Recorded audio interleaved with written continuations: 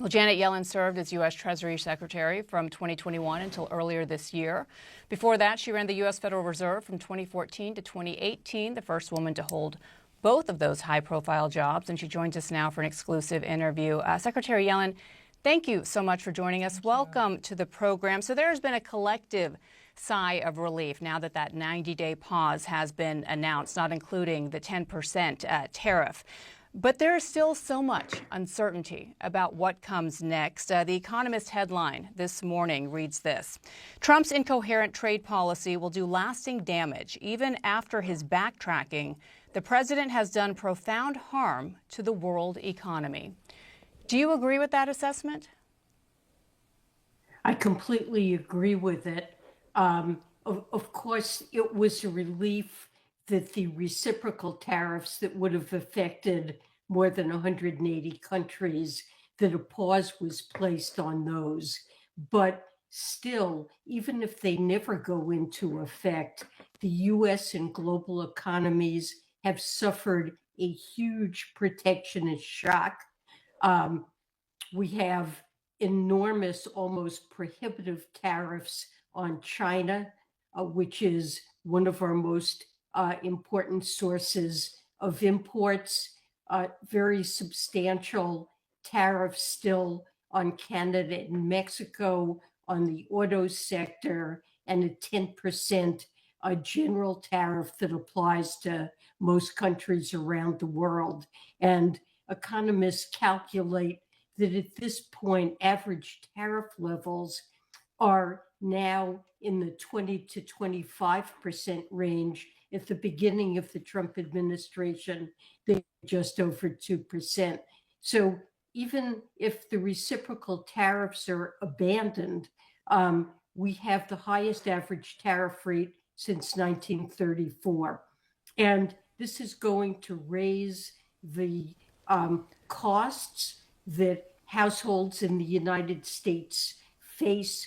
One credible estimate that came out this morning that takes into account yesterday's actions estimates a cost to the typical American household of the existing tariffs of about $4,000, which is enormous. It'll have a significant impact on the price level and an adverse impact on the United States and on the global economy.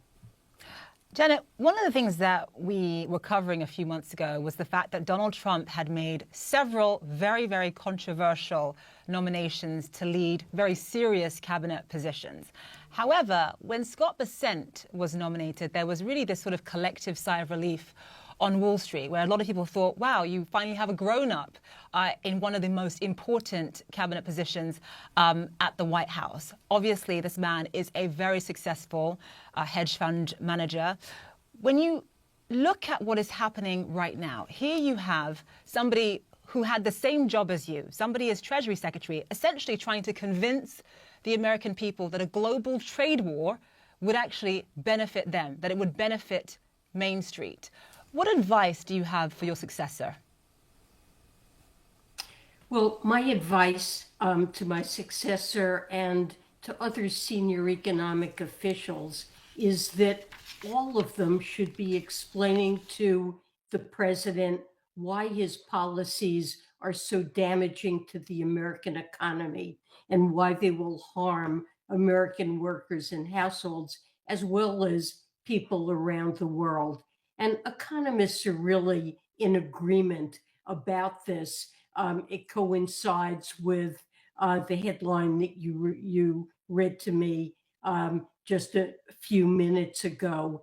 And they should make sure that the president understands this reasoning, understands what impact it has been having on markets, why it's so dangerous, and that there needs to be a coherent public message about the rationale for tariffs that have been put in place and how the approach that's being implemented achieves those goals. And that hasn't happened.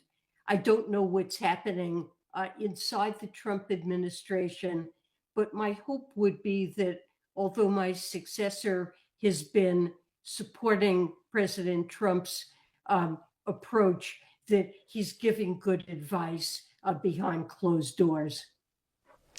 Secretary Yellen, interest rates on U.S. Treasury bonds typically go down during crises like this as investors flock to what they view as a safe haven. That didn't happen this time, and it's reported that that's one of the reasons that President Trump even put a pause on these tariffs. Let me ask you, have foreign investors lost faith, in your view, in the credibility of the United States?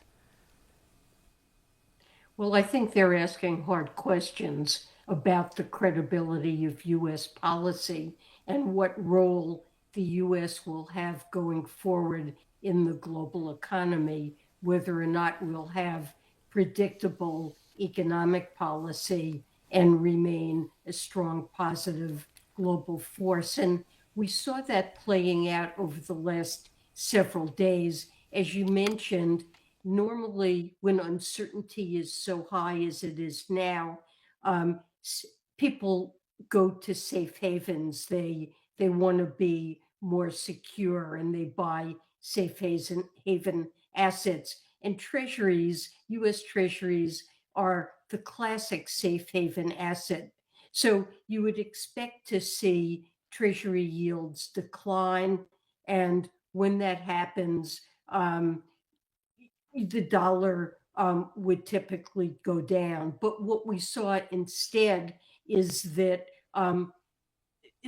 yields rose meaningfully, and that this seemed to suggest both the downward pressure on the dollar and the downward pressure on bond prices, that investors were questioning whether or not treasuries really are a safe haven. And, this could be very damaging. It caused highly leveraged hedge funds that hold U.S. treasuries to begin to sell their holdings. And that's something that could really begin to trigger financial instability if there is massive sales of U.S. treasuries. So my understanding is that this is something that was an influence on President Trump in getting him to pause the reciprocal tariffs, and it's certainly something that should be of concern. Secretary, I want to talk about another one of your successors, Jerome Powell. Jerome Powell's term ends in 2026, so in about a year or so.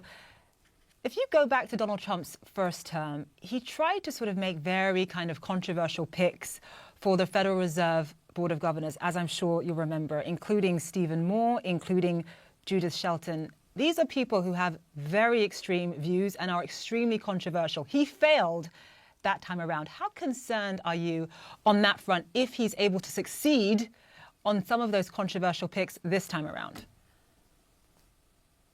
Well, I am concerned because I see the Fed as a tremendous source of stability in economic policy making. The Fed is independent. It prizes its independence. It focuses squarely on carrying out its dual mandate for price stability and maximum employment. And it's been very predictable and I believe very thoughtful and sensible in its policy approach.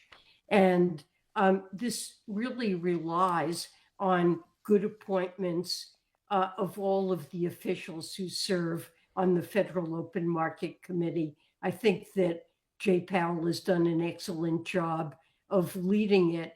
And yes, certainly in the past, President Trump has attempted to appoint individuals with ideas that are, I think, dangerous and certainly not mainstream. But it is a committee that's important. And to be successful, a chairman doesn't dictate policy. A chairman needs to convince other members of the committee to support the chairman's recommendations. And this is currently a committee with deep economic and market expertise. And I think simply if President Trump were successful in replacing Powell with someone who had very non-mainstream ideas, I would really wonder if that person could successfully chair the committee and produce a coherent monetary What would be the policy. consequences of that? What would be the consequences of that if one of Donald Trump's sort of more controversial picks ended up becoming chair? I think it might make it quite difficult for the Federal Open Market Committee to act in a predictable way that market participants could understand.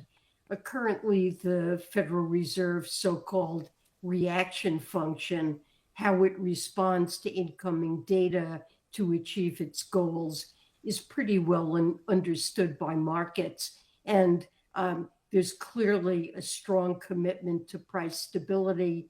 Politics don't matter at all in the committee's decision. And this is something that is conducive to good market performance and market stability. And we've heard Jay Powell say that he plans on finishing out his term as well, despite not so subtle pressure in the form of posts on social media from the president in the last few days that now would be a good opportunity and chance for him to lower interest rates. He has yet to do that. Secretary Yellen, I don't have to tell you that this is a president, this is an administration that has been quite scathing in their assessment of how you and your colleagues under President Biden handled the economy. They constantly bash your work. I just want to play an example of some of that scathing commentary for you. Biden left us a mess. He left us tremendous inflation, tremendously high costs of products. He left us a mess. Right now, we're like a chicken that's being plucked at from all over the world. We're not going to let that happen anymore. We inherited from Joe Biden an economy in total free fall. There has been zero jobs growth for American workers in 4 years. In other words, all jobs growth had gone to foreign workers. That is a depression, not a recession. That is a depression for the American worker. We had an economy that was in a state of calamity and catastrophe. Secretary Yellen, how do you respond to that? Now is your chance to correct the record. Well, I would point out to you that The Economist magazine described the U.S. economy as the envy of the world. President Trump inherited an economy where growth was very strong. The labor market was functioning very well with low unemployment and outstanding record of job creation, the absolute opposite of the clips that you just played. And inflation, while not yet at the Fed's 2% goal, was coming meaningfully down. And even this morning, we saw a CPI report that doesn't yet contain any evidence of a tariff effect and showed remarkably low inflation, getting closer and closer to the 2% goal. So we had a very well-functioning economy, and President Trump has taken a wrecking ball to it. You're now back to being a professor. I have to ask you, how would you grade how the Trump administration has handled the economy thus far? I'm afraid I could not give it a passing grade. I'm sorry. I think policy has been, this is the worst self-inflicted wound that I have ever seen an administration impose on a well-functioning economy. It is, if you take the whole complex of Trump policies, tariffs that, as I just said, could cost the average household up to around $4,000 a year, the DOGE cuts in services, whether it's for our veterans, Social Security, the Internal Revenue Service, the agencies the public interacts with, a spending plan that is likely to involve huge cuts in Medicaid and food stamps that lower income families particularly rely on, all in order to support tax cuts that mainly benefit the wealthy. You had an administration that said it's worker focused, and I really can't think of an overall economic agenda that could be more devastating on every front, from tariffs to cuts in government services to leaving very large deficits, taking policies that will expand the deficit when we need to see exactly the opposite. This is going to be devastating for American households and workers. And quickly, the likelihood of a recession due to President Trump's economic policies, in your view? Well, it's clearly risen. And in addition to the tariffs and the negative likely impact on consumer spending, we have a huge uncertainty shock. No one knows where any of this is going. We're now in a huge war with China, and the tariffs that have been imposed on China are what I would call prohibitive.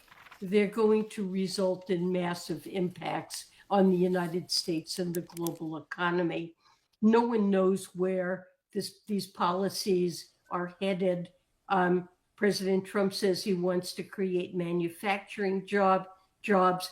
What firm is going under these circumstances with this level of uncertainty is going to undertake a long-lived investment?